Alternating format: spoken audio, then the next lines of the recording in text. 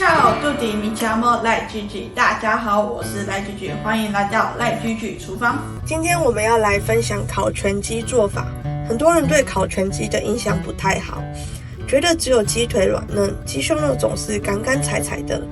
所以今天要分享2个小技巧，就能做出软嫩多汁的烤全鸡。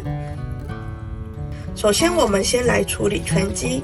1公升的水兑上20公克的盐巴，水量一定要盖过全鸡，再加入意大利香料和月桂叶。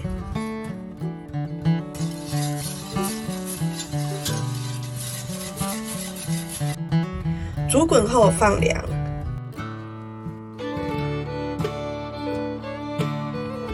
经过24小时的浸泡，能让所有的味道完全渗入鸡肉内部，肉质也会更加软嫩。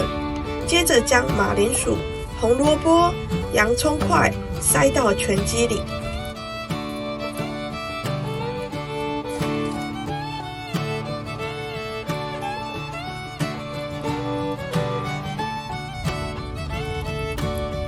再来将棉线从鸡脖子的地方交叉绕到两边绑住鸡翅，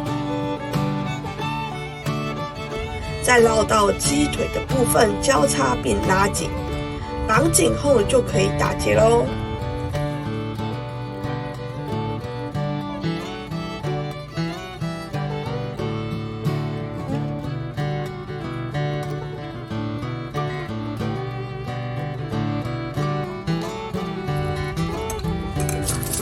再来将剩余的蔬菜块铺在全鸡底下，让蔬菜吸收流出来的鸡汁。烤箱温度设置在摄氏200度，华氏400度，烤约1小时。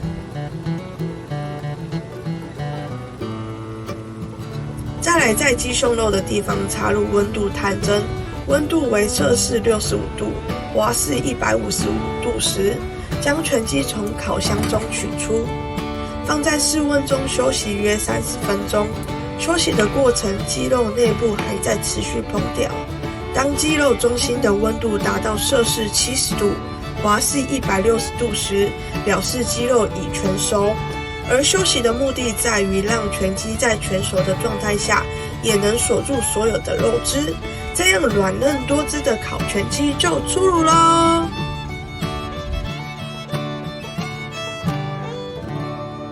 如果你喜欢我的影片，请记得按赞、分享及订阅哦。Grazie mille， ciao ciao。